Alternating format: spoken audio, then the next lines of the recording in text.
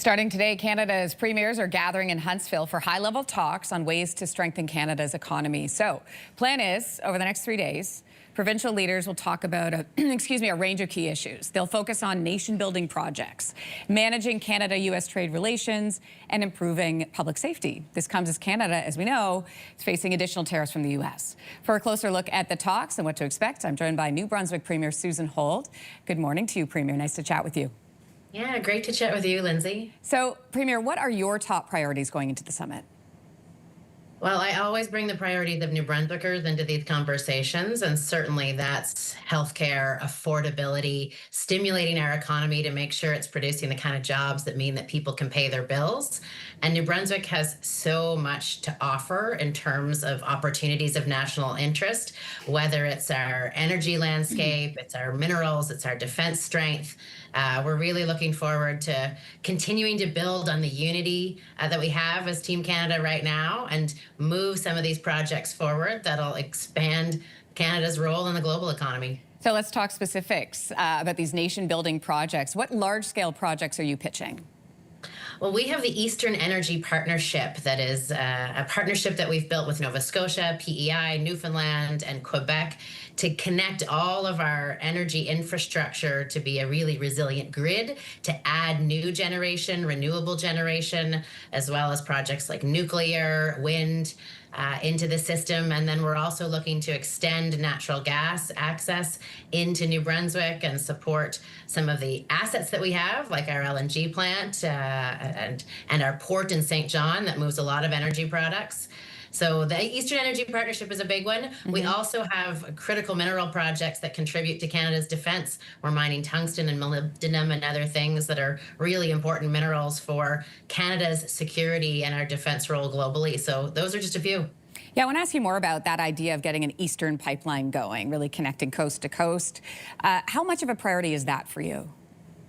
Oh, I think there's a lot of opportunity for connecting Western resources to Eastern Canada, and it's actually not very far to move from where the natural gas ends in Quebec to get 100 kilometers into the border, across the border of New Brunswick, and then be able to extend that product to our port in Beldoon, to some of our major employers going down the western side of New Brunswick, and then all the way to connect with the existing gas infrastructure that's in the south of the province, and like I said, that LNG terminal that we could do more with. And so we don't want to be dependent on gas from the U.S. when Canada is rich in this resource, and extending that pipeline to benefit Atlantic Canada, I think would be a great national project of national interest.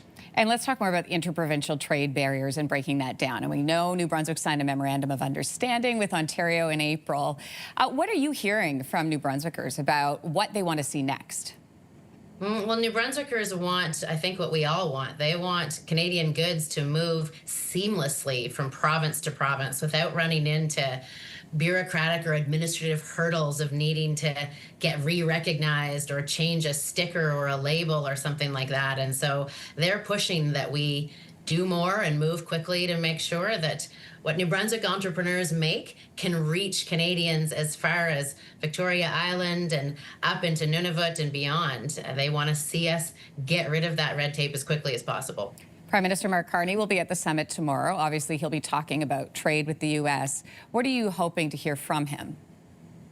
Well, we're really looking forward to that discussion on Canada-U.S. relations and the state of the trade negotiations now and where we expect them to go next, because it's huge for New Brunswick. We export 92% of our goods to the U.S., and I've been engaging with the governors and political leaders in Maine and Massachusetts and New Hampshire and others because we all share some of the same challenges with the impact that this is having on our economy.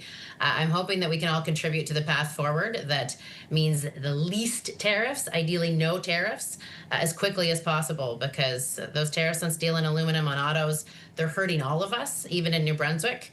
And we've got to get to a place where there is free, fair, and open trade, and get to a new USMCA that is in Canada's best interest. I'm going to have a but here. But if the 35% tariffs kick in on August the 1st, what does that mean for New Brunswick? Oh, it'll be really damaging. I think some of the forecasts have been significant. There's thousands of jobs at stake. Fortunately, we have a good number of our exporters that are compliant with current USMCA rules, which should mean that they're free of those tariffs. But any tariff is a tax on both the American economy and the New Brunswick economy. And so it's going to mean things are more expensive. It's going to mean loss of jobs. And now is not a time when we want our economy to falter. Now is a time when New Brunswick's assets, our food products, our energy products, our mineral products are in high demand around the world. We want that to benefit our country, and we want that to benefit New Brunswickers without 35% tariffs coming from the U.S. New Brunswick Premier Susan Holt, we appreciate your time this morning on day one of this summit. Enjoy Huntsville. Thanks for having me, Lindsay. Appreciate it. Take care. If you like that video, make sure to subscribe to the Your Morning YouTube feed, where you can find all kinds of new content posted every weekday morning.